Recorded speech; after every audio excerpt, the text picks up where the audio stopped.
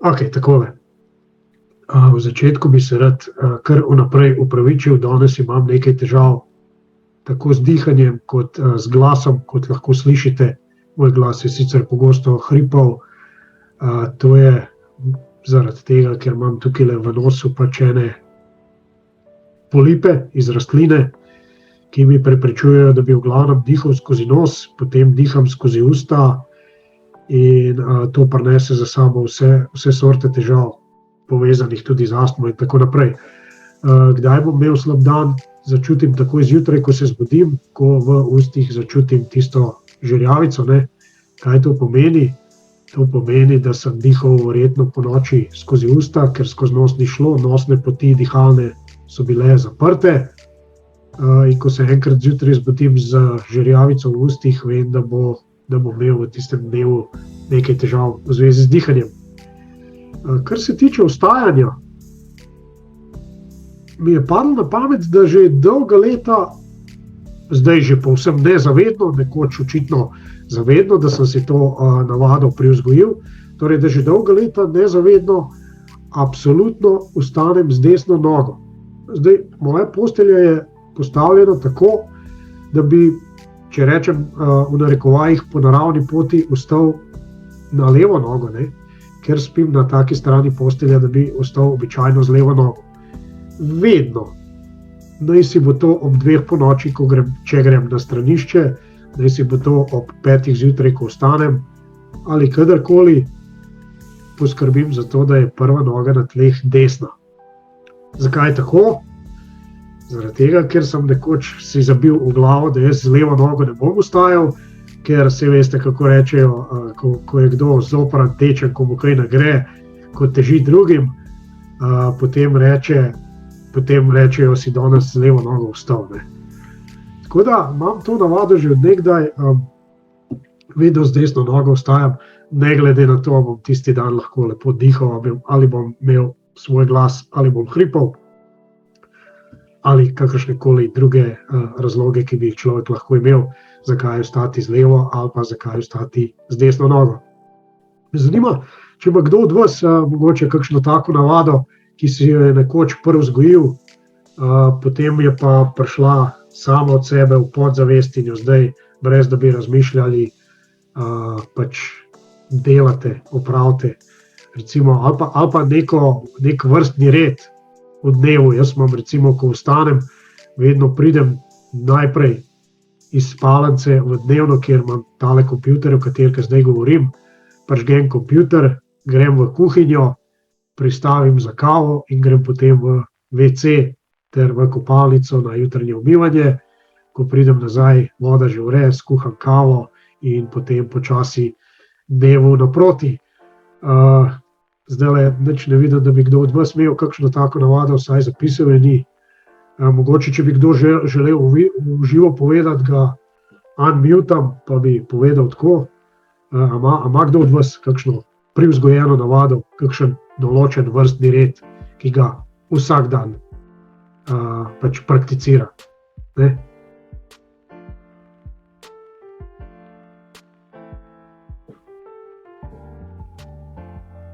Čakam na kako reakcijo. Da vidim, če ste sploh z mano. Če se vam pa že ne da pisati, pa vsaj napišite. 333, če imate kakšno tako navado, ki se je držite kot pijanec plota, pa 666, če ničesar takega pri sebi ne zaznavate. Torej 333, če imate kako navado privzgojeno, in 666, če česa takega pri sebi ne opažate.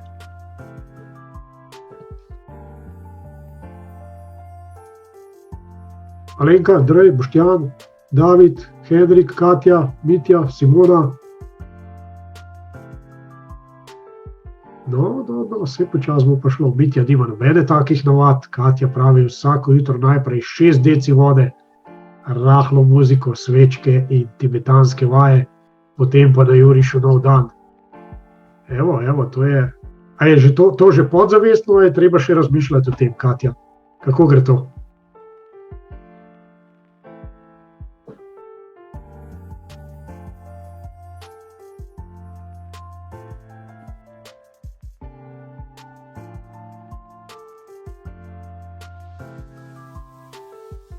čisto podzavestno po toliko letih. No, o tem sem govoril.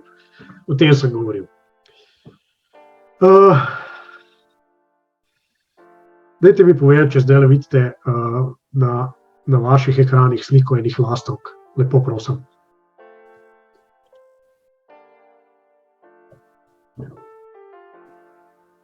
Ok, Alenka, hvala. Zakaj sem te lastovke dal zdaj le gor? Zaradi tega, ker bom na nek način sem želel povezati današnjo temo z, kako bi rekel, superstitious, kakšna je slovenska beseda? Ne spomnim se slovenske besede. Zvrževerje, recimo. No? Ok, zvrževerje. In takele lastovke, zakaj sem tako začel? Ker eno od vraževerij sem vam že prej povedal, nočem ostati z levo nogo, torej ne bi bil rad tisti v dnevu, ki drugim pokvari dan. Ne? Zdaj, če se vrnem k vraževerjem, takole, lastovke, najbrž kdo od vas pozna to, lastovke naj bi bile prinašalke sreče. Ko so bili ljudje še odvisni od vremena in so po zimi pogosto tudi stradali, ne, so prve lastovke dejansko pomenile, da prihaja dolgo pričakovana pomlad in tako tudi boljši časi. Takrat so si pa začeli hrano pridelovati in tako naprej. Zdaj obstaja 1000 podobnih, če jim rečemo praznoverij ali pa ljudske modrosti, ki ima podobne korenine kot ta z lastovkami. Ne? Ena je na primer trkanje na les. Včasih, ko so bili ljudje prepričani, da obstajajo zli duhovi, ki ne marajo hrupa, je bilo pametno pač malo potrkati. Ne? Predvsem takrat, ko je kdo govoril o svoji lepi prihodnosti in ni želel privabiti temnih sil na to svojo prihodnost. Ne? Les je bil še posebno učinkovit za obrambo, ker je po tedanjih verovanjih, ko je to nastajal, ne, utelešal Kristusovo telo. Zdaj, obstaja seveda vprašanje, zakaj se tudi v sedanjih časih še vedno tako zelo radi naslonimo na te rituale in verjetno je odgovor popolnoma človeški, popolnoma normalen, zaradi tega, ker so v bistvu tudi naša hrepenenja še vedno takšna, kot so jih imeli naši predniki, le naša okolica se je v precejšnji meri spremenila. Ne? Zdaj, tako kot naši predniki so tudi mi želimo, da bi lahko urejali svet, našli neka pravila, neke vzorce v nepreglednosti, v kaosu življenja, neka pravila, ki bi nam bila v oporo. Praznoverja je še posebno veliko tam, kjer so tudi sicer razmere najbolj nepredvidljive, recimo na morju, pri mornarjih, ne, v kmetijstvu, mogoče tudi v vojnah ali pa recimo na odru. Tisti, ki ste poslušali moje prejšnje, ne vem, v kateri epizodi sem govoril, prejšnje Kozorogove dosjeje, se boste spomnili, da je ena želja soigralcev tistemu, ki gre v tistem trenutku na oder, zlom si nogo. Ne. To se sicer sliši zelo krvavo, ampak to je pač eno vraževerje, ki se ga igralci držijo. Torej, zlom si nogo, preden da greš na oder. Najbrž mogoče želijo s tem prepričati tistega, ki gre na oder, da naj bo bolj zbran. Ne? Mogoče, ne vem, si predstavljam. Torej, praznoverje je dosti tudi na odru. Ne? Ali pa, ne vem, se veste, v ljubezni je recimo nekaj praznoverja, ko zasanjano trgamo in to delamo, tudi starejši na te verjel, ko zasanjano trgamo cvetove marjetice, ljubi, ne ljubi, ljubi, ne ljubi. Mogoče se komu zdi zabavno, mogoče je to vraževerje, ampak to je pač neka tradicija, ki je od Bog ve kdaj in se še vedno drži. Naslednja taka reč je jata vran. Ne? Jata vran ne velja po krivici za znanilko smrti. Večina jih po zimi uide snegu, torej vran, ne? In trdovratnemu mrazu. Ali povedano drugače, ko se pojavijo, se vreme spremeni. In to velikokrat za stare, za bolehne ljudi pomeni telesno obremenitev, ki je ne preživijo. Vemo, da ti telesni ljudje, starejši ljudje imajo kar težave z vremenskimi prehodi, marsikoga v narekovajih grdo rečeno pobere, ko pride do večjih vremenskih sprememb in te pogosto nakažejo vrane. Ne? Naslednja taka reč, ki bi rad povedal, je hokus pokus. Ne? Slavni izrek hokus pokus bi lahko izhajal, če se tako izrazim, iz slušne napake. Ko so še maševali v latinščini, je namreč župnik mrmral hoc est enim corpus meum. Slovensko, to je dejansko moje telo. Še enkrat, hoc est enim corpus meum. Množica, ki je bila večinoma neuka v nekdanjih časih, je to po svoje prevedla v hoc est pocus, torej z leti se je spremenilo v hokus pokus. Ne? Zdaj bom govoril tako rekoč o dvojnem znamenju. Najprej o samih petkih. Petki veljajo v spomin na Kristusovo smrt kot nesrečni dnevi. Kristus je bil križan, ali pa je umrl v petek. Okay, nisem toliko podkovan, da bi znal natančno opredeliti, kdaj je bil križan. Sicer pa pogosto govorimo o petku 13. Ne? Petek 13. je pač nekaj neprijetnega. To je ena vraža. Ne? Ko ti gre tisti petek, kaj narobe rečeš, ja, itak danes smo 13. Ne? 13. v mesecu, torej petek 13. se lahko za svoj slabi sloves zahvali 13. dnevu v mesecu, s katerim so zgodnje kulture uravnavale razliko med luninimi in sončnimi obdobji. Vsaka 3 leta na tako obdobje, na tak dan, pa je bilo potrebno plačati več davkov in zaradi tega se je prijel tega sloves, da je petek 13. nesrečen dan. Ne? Naslednje tako vraževerje, ne vem, kaj sem s to slikal, petek 13. Malo je majhna, pa me je zmedla. Ok, naslednjo tako vraževerje, ga najbrž vsi poznate. Razbito ogledalo pomeni 7 let nesreče.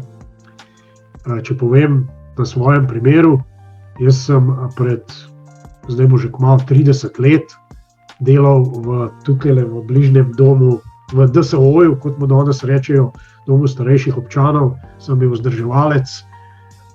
Nekoč je bilo treba menjati ogledala v nekih sobah pač teh oskrbovancev in zgodilo se mi je, da sem razbil eno ogledalo, ko sem ga v kontejner hotel zložiti. Ne? Tam ne vem, sem ga samokolnico pripeljal, kako je že bilo, skratka, eno ogledalo sem razbil. Moram reči, da mi nekaj naslednjih let ni šlo prav po maslu in kaj lahko bi zato krivil razbito ogledalo in moram priznati, da sem se tu in tam spomnil na to, da sem razbil ogledalo. Ok, sej vemo, vsak je sam svoje sreče kovač, ampak evo, to vraževerje mi je pogosto prišlo na pamet v tistih letih, se pravi 30 let bo že tega. Tako prazneverje je sicer nastalo v času, ko so bila ogledala še izjemno dragocena in so veljala dobesedno za magično stvar. Če si lahko predstavljate nekoga, ki se je prej mogoče videl kdaj v kakšni vodi in je pač, se veste, voda je tekoča ali pa je recimo mogoče ni najbolj čista, ne, in se vidiš, kolikor se vidiš, potem je pa zagledal samega sebe ostro v ogledalu in je praktično neuk človek mislil, da gre za neko čarovnijo, za neko magijo. Ne. Torej, prevladovala so tudi prepričanja, da v ogledalu lahko vidiš in da v njem biva celo duša ogledovanega in če se je tako ogledalo razbilo, je pač sledila kazen. Torej, če sem sam sebe gledal, nekoč so verjeli ljudje, da gledajo v svojo dušo in če se je ogledalo razbilo, je pač duša se razbila, ne, po tej analogiji in potem pač to ni bilo raven znak za neka dobra prihajajoča dogajanja. Tako da razbito ogledalo ni fajn po nekih vražah. Ne. Naslednja reč, me zanima, če ste jo že kdaj slišali. Velja vraža, da kdor med Božičem in Novim letom obeša perilo, po nekih starih verovanjih tvega, da mu bo v prihajajočem letu, torej v letu, ki prihajajo za Božičem, umrl vsaj en sorodnik. Ne? To verovanje prihaja iz germanskega sveta. Verjeli so namreč, da Bog, imenovan Wotan, da je z mrtvimi na lovu, in če so se ujeli v obešeno perilo, so tega pozneje uporabili za mrtvaške prte, za njihove lastnike. Torej, imaginarno nek Bog, če je perilo veselo v tistih dneh, če se je ujel, se tega itak ne moreš videti, ne? Ampak lahko pa veruješ, če se je tisti Bog ujel v vaše perilo, je bilo tisto perilo potem uporabljeno za mrtvaški prt za lastnika tega perila. Nimam natančne definicije, jaz se pogovarjamo samo o spodnjem perilu ali tudi sicer o oblačilih, ampak tako razlago sem našel. Naslednje vraževerje prav gotovo poznamo vsi. Če zagledamo dimnikarja, danes jih je že sicer mnogo manj, kot jih je bilo nekoč. Jaz sem odrastel v hiši, v kateri smo kurali na trda goriva. Praktično v vsakem prostoru je bila ena peč. In potem je seveda dimnik, mislim, če se ne motim, 2-krat na leto prišel pregledati, dimnik očistiti, pogledati kurilno mesto, torej peči, če so v redu. In ne vem, od kdaj velja vraža, da če zagledaš dimnikarja, da se primeš za gumb, ne? Moram priznati, da jaz to še vedno naredim, sicer, če ga srečam sredi mesta, se tam nekaj prav tako zelo očitno ne grabam za gumbe, ampak nekako mogoče malo bolj prikrito pa vsem, no. Zdaj, velja vraža, da če se primeš za gumb, ko vidiš dimnikarja, naj bi si nekaj zaželel in potem naj bi se nam želja izpolnila. Torej, obvezno se je treba prijeti za gumb, če tega ne narediš, tudi z željo ne bo nič, ne. Odkot izhaja ta vraža, to prepričanje ni jasno, je pa ta običaj tako razširjen, da so simbol sreče postali celo sami gumbi. Torej, gumb je simbol sreče. Tole, kar tukaj vidite, sem nalašč poiskal tako fotografijo, hotel sem še eno drugo, na kateri bi bil samo en tak gumb, ampak tole je bijelo dugme, krat ne vem koliko, 3, 6, 9, 12, 15, 18, 21, če sem prav prištel. 21 krat bijelo dugme. Dajte mi v chat napisati, če veste, kaj je to bijelo dugme, na kaj ciljam. Kaj je to bijelo dugme?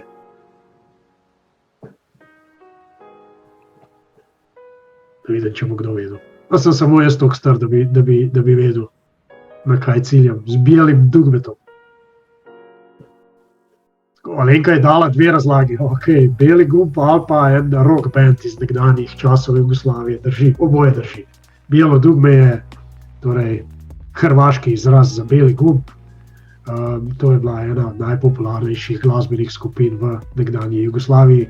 Še danes je precej popularna, če lahko sodim po nekih parametrih, ne, ker se kar ukvarja z glasbo. Naslednja taka vraža je pljuvanje čez ramo, če ti črna mačka prečka pot.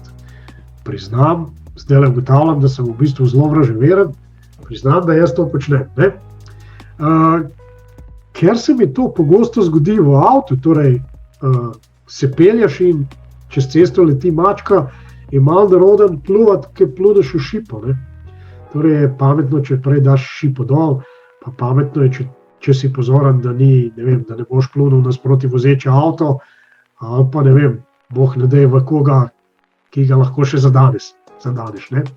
Zdaj, teh mačk, ki jih vidim, ne vem, je to samo pri meni slučaj, se tudi vam dogajajo, lahko napišete v chat, pa ti slučaji se mi dogajajo zelo pogosto, meni non-stop črne mačke prečkajo cesto, ne. Ne vem, ali nisem pozoren, ali pa samo črne mačke si zapomnim, ampak nikoli mi nobena mačka druge barve ne prečka.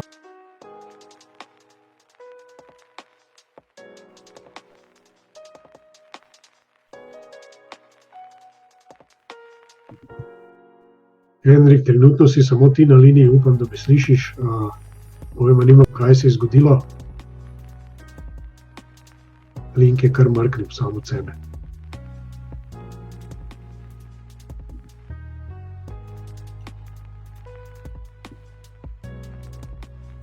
počakam še kako minutko, da se naberemo nazaj.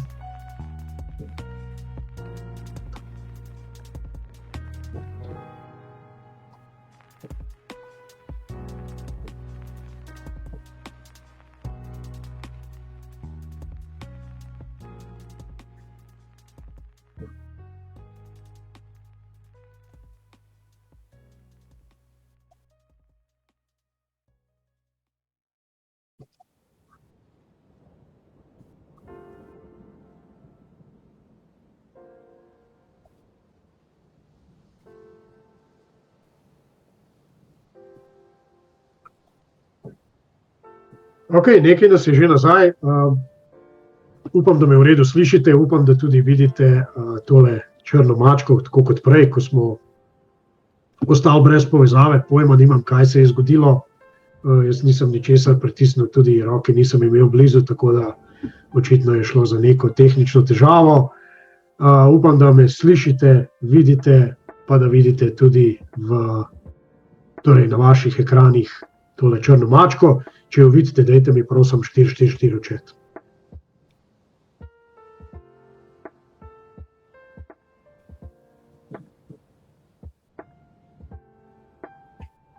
Lenka, hvala. Andrej, hvala. Malo vode si natočam in potem nadaljujem. Katja, hvala. Andrej me celo tako zelo dobro vidi, da je kar 4-4 dal, tako da top shit. Kje sem začel, oziroma kje sem nehal, preden da me je višja sila prekinila. Govoril sem o tem, da se mi pogosto dogaja, da vidim črne mačke, ne vem, ali nisem pozoren na to, ali mi kakšne druge barve mačka prečka pot, ali pa vedno pač srečam samo črne. Ne? In ko vozim, ker teh je nekaj, ne, sem potem vedno razmišljam o tem, da ne bi ravno pluval čez rame, če je mačka toliko daleč, da jo tudi potencialno ne bi povozil. Torej, če je nekje v daljavi, vidim, da gre čez, sem do tega indiferenten. Če je v moji bližini, da gre čez, da steče čez ali kakorkoli, ne vem, govorimo o 10-15 metrih, takrat je pa pametan plut, ne, po mojem dojemanju. Ne. Tako da, drugač pa to izhaja, to pljuvanje čez ramo, če ti črna mačka prečka pot. Zadnjih nekaj stoletij so črne mačke v zahodnem svetu povezane s prinašanjem nesreče in slabega. Čeprav smo mi verjetno že zdavnaj smo opustili zažiganje čarovnic na grmadah, vsaj v fizičnem smislu, pa so miti in stereotipi o črnih mačkah ostali globoko zakorenjeni v zavesti marsikoga, ker saj veste, verjeli so, da pač v telesih mačk bivajo v resnici duše čarovnic. Ne. Tako da, kolikor sem našel podatkov, preganjanje črnih mačk se je v resnici začelo v srednjem veku in je najverjetneje tesno povezano s cerkveno inkvizicijo in preganjanjem čarovništva. Takrat so verjeli, tako kot sem rekel, da so črne mačke pravzaprav čarovnice v mačjem telesu. Danes seveda vemo, da to ni res, čeprav gre za prazno vraževerje in barvo kožuha, pa so črne mačke po uradnih podatkih tiste, ki v zavetiščih običajno najdlje čakajo na nove skrbnike. Evo, Alenka ima 2 črni muci doma. Alenka, kako je polkaj s čarovništvom? Kako se razumete? Kako gredo v promet, metle in tako naprej? To se hecam, seveda. Skratka, ti na to temo, Alenka, nisi vraževerna in to me veseli. Me pa zanima, če je kdo od vas, Katja se mi zdi, da je prej rekla, da obvezno vpliva, ne moram več ta starega četa pogledati, ker je izginil. Ne? Torej, a še kdo od vas, katero od teh vraž pozna, oziroma a je kdo vraževeren na te, ki sem jih zdaj omenil, torej na dimnikarja, na črne mačke in na vse tiste, ki sem jih prej povedal. Se kdo prime za gumb, kadar vidi dimnikarja? A je kdo od vas tak, da med Božičem in Novim letom ne obeša perila? A je kdo tak, da se strašansko boji razbitega ogledala. A je kdo tak, da mu ni prijetno, da si reče, danes pa petek 13. Ne vem, hokus pokus vas ne bom spraševal. A je kdo tak, da mu je neprijetno, ko zagleda vrane, sploh če so v jatah, ne? A je kdo tak, verjamem, da smo pa to vsi in to s tistim malo prirejenim gibom, ko hočemo povedati, da nam gre kaj še kar dobro po sreči, pa rečemo, moram potrkati na les in se pol kao zabavno potrkamo po glavah, ne, po lesenih beticah naših. Verjamem, da trkanje na les uprizarjamo vsi, ne. Zdaj to v lastovkah kot pri nešalkah sreče pa ne bi debatiral. Zdaj, če ima pa kdo še kakšno drugo vražo oziroma jo pozna, pa da jo jaz nisem omenil, mi jo pa tudi lahko napiše, vesel bom, se bom naslednjič znal bolje pripraviti na debato, ki jo bom ufural tisti večer. Alenka pravi, da gre do mačke pa čarovnice skupaj, ne? Tako da, Alenka, če imaš kakšne posebne sposobnosti, verjetno razturaš tudi trgovanje, ne? A je še kakšna vraža, ki jo vi veste, tisti, ki me zdaj poslušate? A je kakšna vraža, ki jo vi se držite, se bojite, uprizarjate, počnete, kaj tacga? A sem samo jaz tako vraževeren, da vedno ostanem z desno nogo, da plunem, če bi črna mačka prekrižal pot, da se bojim razbitega špegla, oziroma razmišljam o tem, če mi je prinesel 7-letne sreče. Da sem samo jaz tak.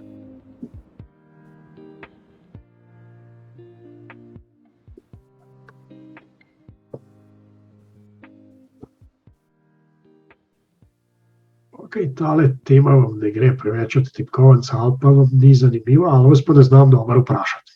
Nič za to. Gremo naprej. Zakaj sem zdajle 15 minut govoril o teh vražah, ne? Ker se mi tukaj v IM Akademiji seveda ukvarjamo s trgovanjem, me je zanimalo, če vraže veljajo samo na splošno v življenju ali jih po kakšnih raziskavah uprizarjajo tudi mnogo bolj uveljavljeni, izkušeni in uspešni traderji, kot smo mi sami. Zato sem se o tem malo pozanimal in poiskal nekaj podatkov. Evo, Katja prav. Vijolična barva v teatru. No, te vraže pa ne poznam, bi pa rad prebral. Nekaj malega sem sicer igral in nastopal, ampak za to vražo še nisem slišal. Katja, ne vem, si hotela povedati, da te stvari ti upoštevaš, torej, da si na nek način podvržena črni mački, dimnikarju, trkanju na les, break a leg, žvižganje na odru tudi ne poznam, še vse nisem dobro prebral. Ok, podzavestno to delamo, ker imamo naložene programe, ne? In s temi naloženimi programi se seveda tudi v IM Akademiji pošteno spopadamo, na mindsetih in tako naprej.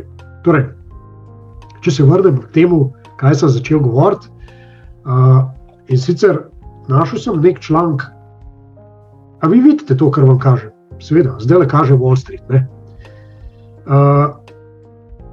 Tale članek dotični, na katerega sem se v večini raziskav za današnjo temo, ki je vraževerje, oprl, je nastal v začetku septembra, ne? Tako da nekateri podatki se bodo morda slišali malce za časom, glede na to, da smo zdaj sredi oktobra, ampak se jih boste znali povezati tudi z vašimi zaznavanji, z vašim trgovanjem,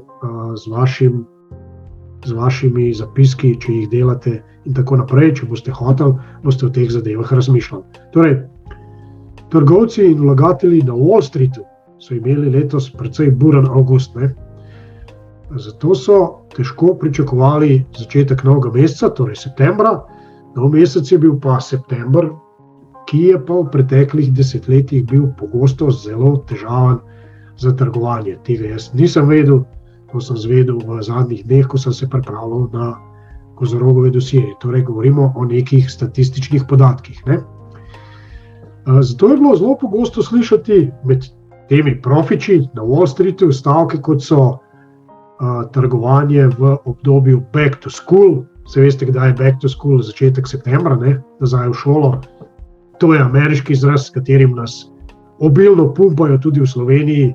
Jaz sem sicer zgrožen nad tem, ampak pač tega spremeniti ne morem. Torej, trgovanje v obdobju back to school je običajno v znamenju padanja sklepanja delnic in nekih investicij in tako naprej. Ne?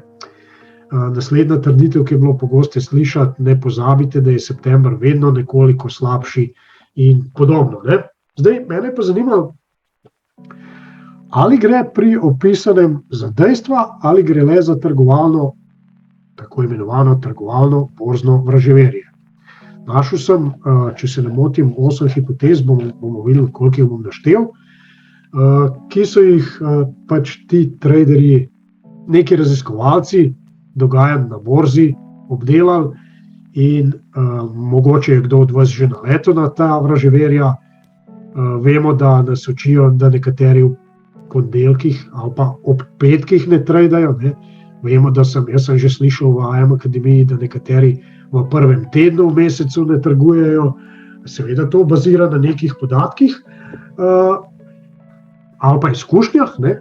Mogoče pa bazira tudi na nekih prepričanjih, ki so vprašljiva. Ne? Zato sem se jaz s tem malo pozabaval in recimo, tako kot sem začel, prva hipoteza pravi, da je september statistično najslabši mesec v trgovalnem letu.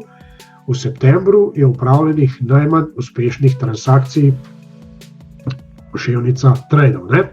Zdaj, vse tole, kar bom govoril v nadaljevanju, ni nujno res, ali pa se ne tiče medvalutnega trgovanja, lahko se pa tiče, če kdo trguje z delnicami oziroma s kriptom. Ne?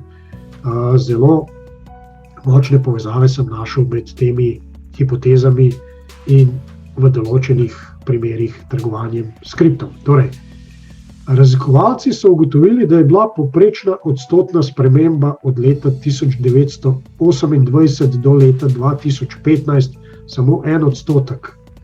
Torej, septembra ne velja, ne, da je september najslabši mesec v letu. Ampak vlada neka vraža med traderji. Mogoče, če je šlo vam malo slabše v septembru, pa če ste kje to prebrali ali pa slišali, da je september običajno malo tak vprašljiv. Torej, raziskovalci so ugotovili, da je povprečna odstotna sprememba od leta 1928, torej kmalu bo 100 let, do leta 2015 samo 1%, ne, kar je v bistvu zanemarljiva procentaža. Torej, ko so se raziskovalci osredotočali na september, so se morali pogovoriti o nekaterih najbolj pogostih vraževerjih, ker ni samo september, v zvezi s trgovanji na borzah. Ne, tale slika, ki zdaj vidite, je back to school. Jaz sem pozabil premikati slajde, torej back to school. Ampak torej, tega se ni treba bati, september ni popolnoma nič drugačen kot katerikoli drug mesec. In tole je seveda še slika septembra. Ne.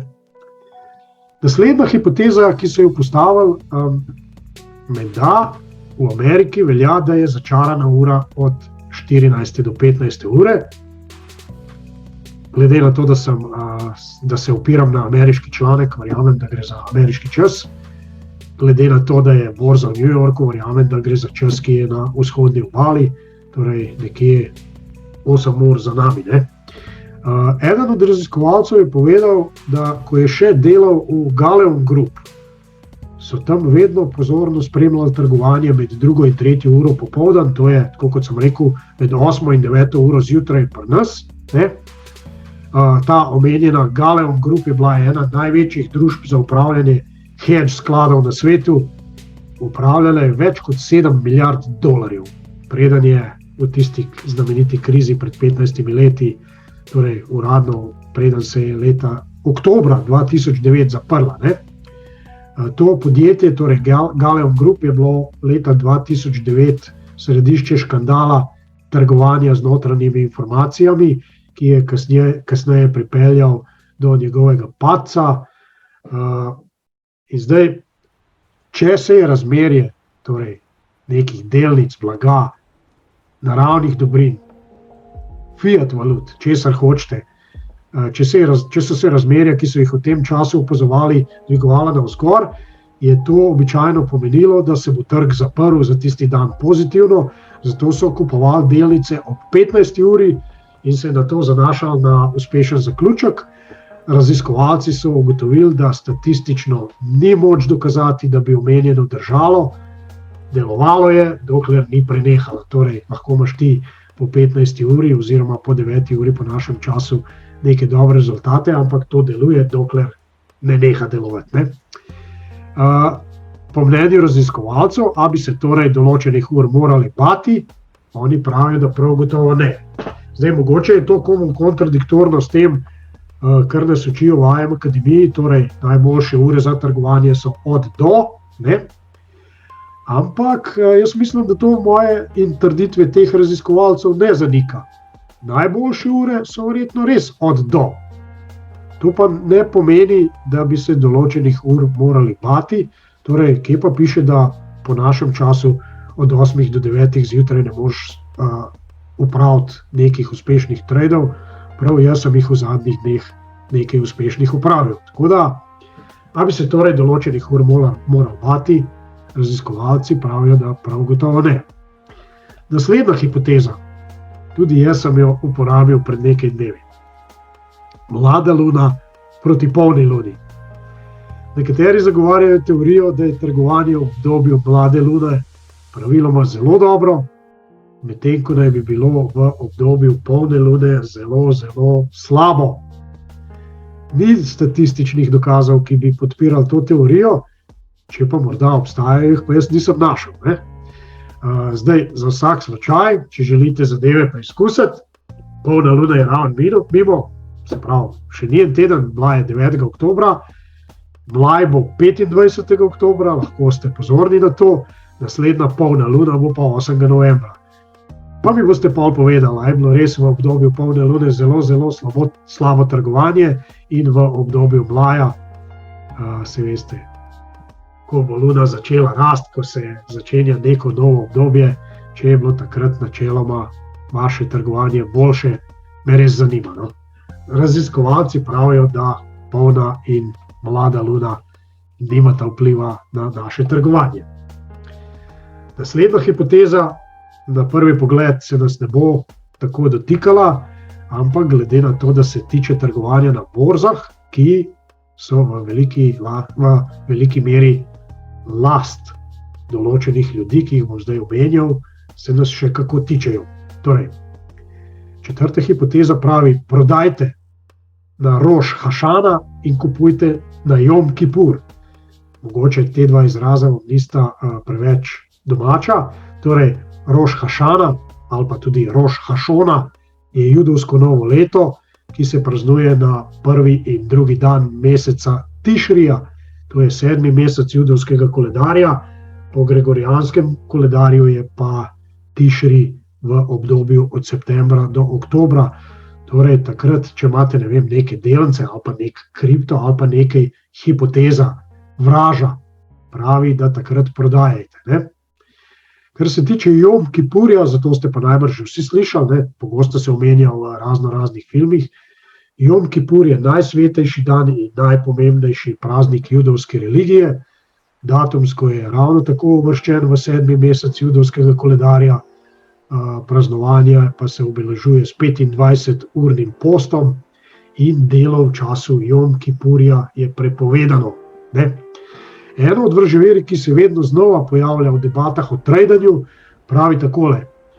Prvi dan judovskega novega leta je čas, da prodate nekaj svojih pozicij, nato pa jih odkupite nazaj na Jom Kipur. Poslovenjeno bi se temu reklo dan pokoritve. Ne?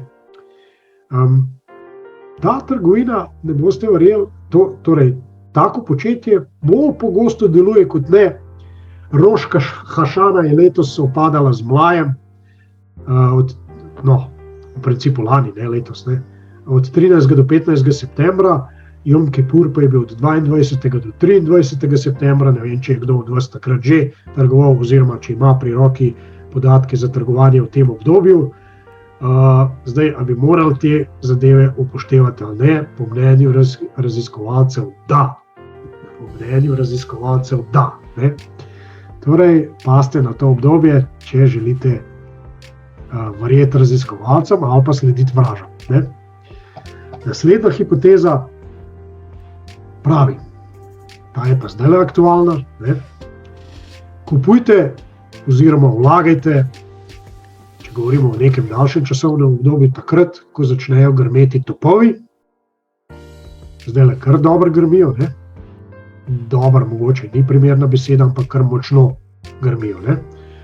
In prodajajte, ampak pri tem bodite zelo previdni, ko bodo trobente označile konec vojne. Vsi veste, kako gre to, fanfare, potem se politiki začnejo trkati po prsih, takrat pa dajte prodajati.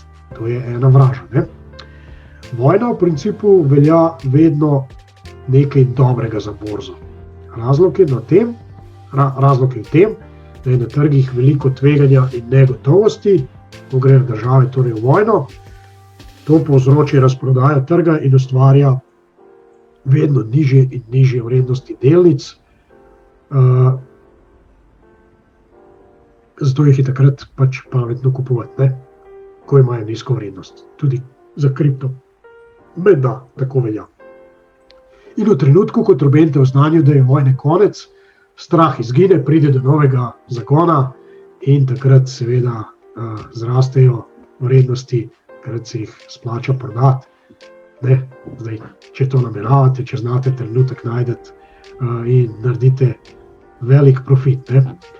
A bi mogli to hipotezo po mnenju raziskovalcev upoštevati?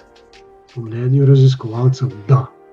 Veste, da Amerika zelo pogosto zakuha kakšno vojno, njihove borze v času vojne cvetijo. Ne? Torej, raziskovalci so empirično dokazali, da ta hipoteza drži. Ne? Naslednja hipoteza, ko se gradijo velike zgradbe, sledijo veliki padci in kriza. A kdo prepozna to zgradbo, ki je na sliki? Kdo ve, katero zgradbo sem dal na fotografijo?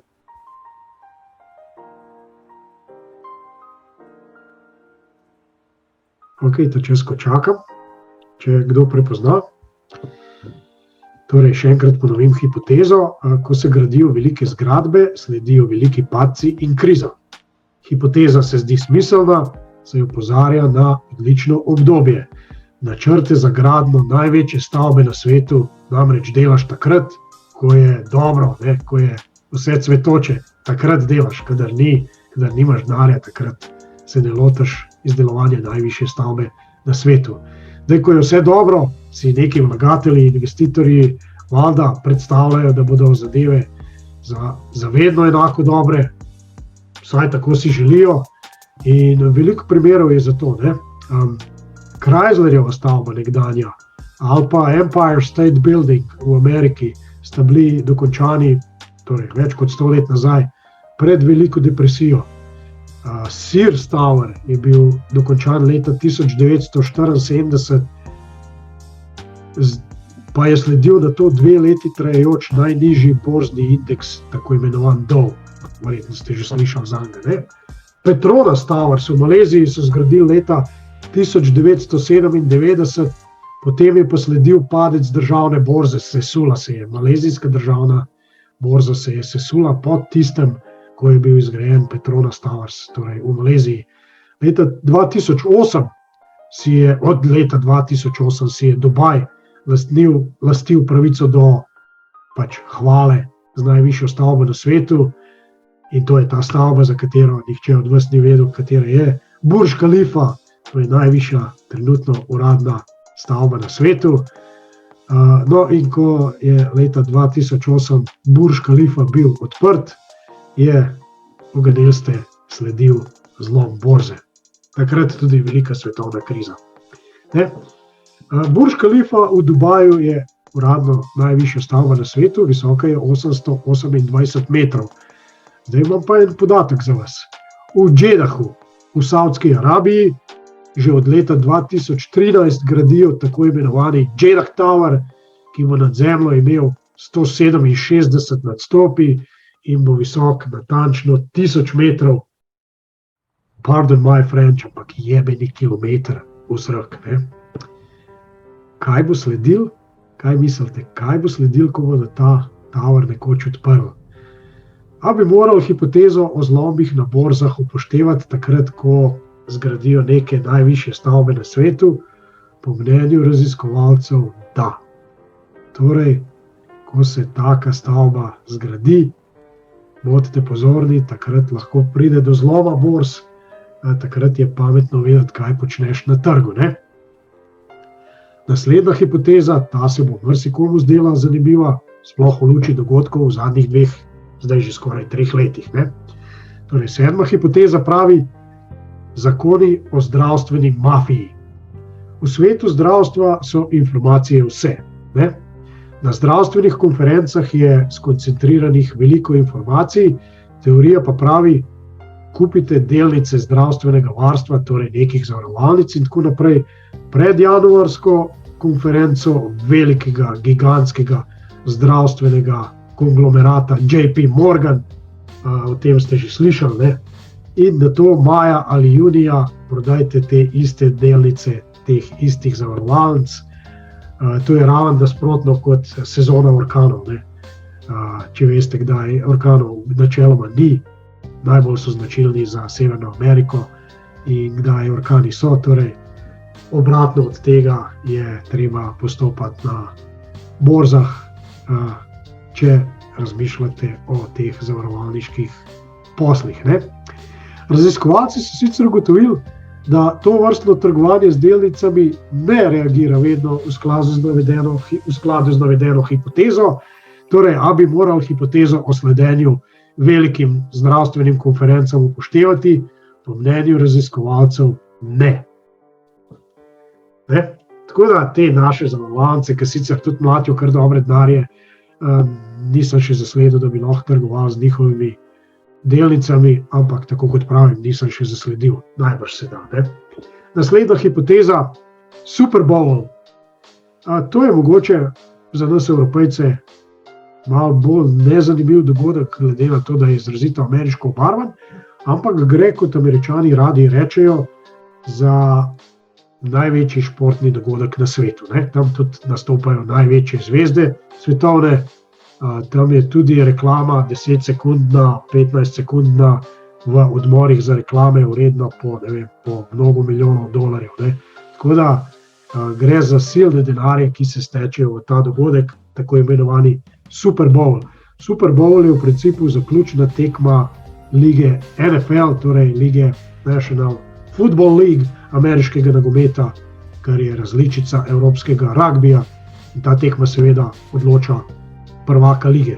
Igrajo jo od leta 1966, kolikor sem našel podatek, večinoma pa je bila do leta 2004 izvedena konec januarja, nato se je premaknilo v februar, letos je bila odigrana drugo nedeljo v februarju, kar je naneslo 13. februarja in tako kot pravijo Američani, načeloma naj bi ostalo tako tudi naprej. Glede na to, da se je v preteklosti pogosto že premikalo, jaz tega ne bi vzel kot 100% ziher. Ne? Zdaj, teorija o povezavi trgovanja in tekme Super Bowl pravi, da bo imel trg delnic, zdaj lahko rečemo tudi kripta, dobro leto, če zmaga ekipa iz, pazite to, National Football Conference, ter obratno, torej, da bo šlo za padce vrednosti, če bo zmagala ekipa iz American Football Conference. Ne? Torej, ne vem, si boste vzeli čas in pogledali, katere ekipe v katero konferenco sodijo, ali boste v to verjeli, ali ne. Evo, Zoom mi javlja, da imamo še 10 minut, ampak v tem času bomo zaključili.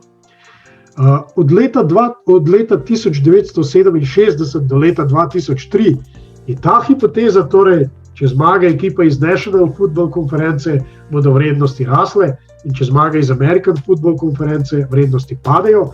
Torej, v obdobju od leta 1967 do 2003 je hipoteza držala v 68% primerov, ne, skoraj 3/4 ali pa dobre 2/3. Ne. Je pa tudi res, da je zmagi ekip iz National Football Conference večkrat sledilo več let zmagovanja ekip iz uneta druge konference in to v času gospodarske rasti. Torej, mogli se boste odločiti sami, ali temu verjamete ali ne. Letos je recimo zmagala ekipa, čist kot zanimivost, Los Angeles Rams iz National Football League. Kaj to pomeni? To pomeni, da bo dobro leto za rast delnic. Ok, zdaj je že oktober, ne vem, če bi se s tem strinjal. No? Torej, ali bi morali hipotezo o zmagovalcih Super Bowla upoštevati ali ne, po mnenju raziskovalcev ne, ni dovolj dokazov, da to drži. Naslednja hipoteza, in če se ne motim, je to ta zadnja, temu rečejo Američani tradanje. Zakaj Ker je zdaj oktober, ker bo zdaj noč čarovnic in ker se strašijo en drugega. Če ne drugače, pa zato, da gre komerciala, da gre zaslužki v nebo zaradi noči čarovnic. Ne? Zdaj, ko ste me poslušali in ste v mislih preleteli svojo avgustovsko trgovanje, če ste ga, in so se vam dvignile dlake na telesu, ker niste nekih podatkov imeli, ne, pa vam mogoče ni šlo najboljše. Ali pa ste potem menili, da so se zadeve malce umirile v septembru in vas hkrati testirali, mene je september kar dobro testiral, ne? Vas je pa do dobra doletel že oktober, zdaj smo skoraj sred oktobra že. Ne vem, zakaj želim to omeniti, ampak jutri ima moja mama rojsten dan, 74. Tako da sredi oktobra smo. Ampak statistično gledano, in to ne na osnovi vraž, ampak statistike, ki določene stvari pove, statistično gledano je oktober vinotoč, najstrašnejši mesec v letu. In to ne samo zaradi noči čarovnic. V mesecu oktobru so se v zgodovini zgodili nekateri najbolj uničujoči dnevi na borzah, strmoglavljenja, razsutja borz in tako naprej. Torej, to se je pogosto dogajalo v oktobru. A bi mogli hipotezo o strašnem oktobru upoštevati? Po mnenju raziskovalcev da. Ne? Torej, če vam mogoče trenutno tradanje ne gre prav po vaših željah, ne? Ali pa če se vam zdijo vraževernosti v povezavi ali tudi na splošno povsem nerelevantne in brezvezne, sem vam danes predstavil nekaj najbolj pogostih. Kar se tiče mene, je pametno te zadeve poznati, če drugega ne, vsaj kot zanimivost, vseeno se je pa še bolj pametno zanašati na svoje znanje in intuicijo, če imamo seveda sposobnost razvito, sposobnost v tem, da svojo intuicijo začutimo. Po še enem mojem skromnem mnenju je namreč intuicijo vredno razvijati, to je nekaj, kar je moderni človek praktično izgubil, ampak vredno je razvijati, vredno je te, kako bi rekel, živalske instinkte na nek način skopati sebe, ker vsi jih imamo v sebi, ne? Intuicija tudi pri trgovanju pogosto pride zelo prav. Skratka, če vam tradanje mogoče kdaj ne gre, ali pa že neko daljše obdobje ne gre, ves čas še prihajam, verjemte, ne? Učiti se, zaupati v svoje sposobnosti, delati, kar vam govorijo izkušnejši in uspešnejši traderji, in to je to, ne? Tako da, toliko sem jaz imel pripravljenega za danes. Bili smo ena majhna skupinca, nekateri so med tem, se mi zdi, tudi ušli. Jaz se vam za današnjo pozornost zahvaljujem. Vesel bom kakega feedbacka potem v Telegramu. Za danes vas pa zapuščam, oziroma tako kot običajno to naredim, imam za vas pripravljeno še nekaj. Samo trenutek. Ker na novo nisem pripravil motivacijskega govora, bom predvajal ta starega, enega od prejšnjič. Upam, da bomo prišel prav, pa upam, da ne bo zveza prekinjena še preden, da se bo to končalo. V nasprotnem pa hvala, ker ste me poslušali. Upam, da se zopet vidimo in slišimo, če ne prej, pa v torek zjutraj na jutranjih prebujanjih.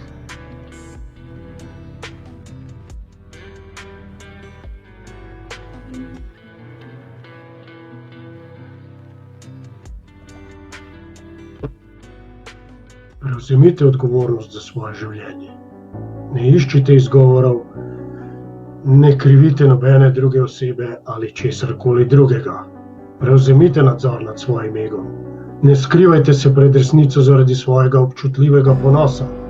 Prevzemite odgovornost nad vsem v svojem svetu, nad dobrim in slabim. Prevzemite odgovornost za svoje napake, prevzemite odgovornost za svoje pomanjkljivosti, prevzemite odgovornost za svoje težave in na to prevzemite odgovornost tudi za rešitve, s katerimi bi te težave razrešili. Prevzemite odgovornost nad svojim poslanstvom, nad svojim delom, svojo ekipo, svojo prihodnostjo in končno prevzemite odgovornost za celotno svoje življenje. Nikoli instinktivno ne boste počeli stvari, ki jih morate narediti, da bi dobili, kar si želite. Vedno se boste morali za to potruditi. Vedno boste morali stvari narediti sami. Nihče ne bo naredil stvari namesto vas. Nihče. Nihče vas ne bo nič prisilil, nihče vam ne bo rekel, da ugasnite TV, nihče vam ne bo rekel, da se odpravite skozi vrata in naredite kaj za svoje telo. Nihče se namesto vas ne bo prijavil za službo, o kateri ste vedno sanjali. Nihče ne bo napisal poslovnega načrta namesto vas in nihče se namesto vas ne bo izobraževal. In če boste vedno počeli samo stvari, ki jih čutite trenutno, brez da razumete, kako pomembno je prevzeti odgovornost, svojih sanj ne boste uresničili nikoli. Enostavno jih ne boste. Če se niste rodili z zlato žlico v ustih, potem je verjetno niste imeli niti, ko ste odraščali in zagotovo je po vsem tem nimate niti zdaj, ko ste odrasli. Ogromno olajšanje človek začuti, ko enkrat spozna, da je prav za vse v življenju odgovoren sam. Eno od pomembnih spoznanj je, da če hočeš nekaj od življenja, če želiš spremeniti sebe, če želiš nekaj pridobiti, če obstaja nek cilj, ki ga želiš doseči, to zares ni lahko, ker te nekateri ljudje želijo prepričati, da je živeti svoje sanje, spremeniti svoje vedenje, premagati negativne navade nemogoče. In morda je živeti z mislijo, da si za vse odgovoren sam, v začetku zares težko, ako se enkrat začnemo spoprijemati z dejstvom, da življenje pred nas postavi mnogo izzivov, se moramo vprašati, kako da bomo torej opravili s to zadevo. Ena od lastnosti ljudi, ki so lačni uspeha, je, da vedno storijo, kar je potrebno, da bi dobili stvari, ki si jih želijo, potem pa se premaknejo k novim ciljem in iščejo za nove izzive, nove rešitve. Delati morate na sebi in pomembno je, da ste v tem procesu aktivni. Zase boste morali nameniti več časa, kot ste ga porabili doslej. Zelo pomembno je in to dolgujete sami sebi. Mnogi med nami se nikoli ne zavemo svoje veličine, ker se ujamemo v vsakdanja početja. Svojo pozornost razpršimo na preveč področij, ne znamo reči ne in počnemo najrazličnejše stvari, nikoli pa nimamo časa narediti tistih stvari, ki bi jih morali narediti, da bi sami zase dosegli najboljše. Potem pa mine sekunda, mine minuta, minejo ura, dan, teden, mesec in jebena leta in nenadoma mine ogromno časa, ki se ga ne da zavrteti nazaj. Še preden se človek zave, se nekega dne zbudi in ugotovi, da ima kup neplačanih računov, sanje, da so mu nekam ušle. Zato se končno odločite, da boste začeli delati na sebi. Zaslužite si preostanek svojega življenja preživeti v skladu z vašimi sanjami. Vedite pa, da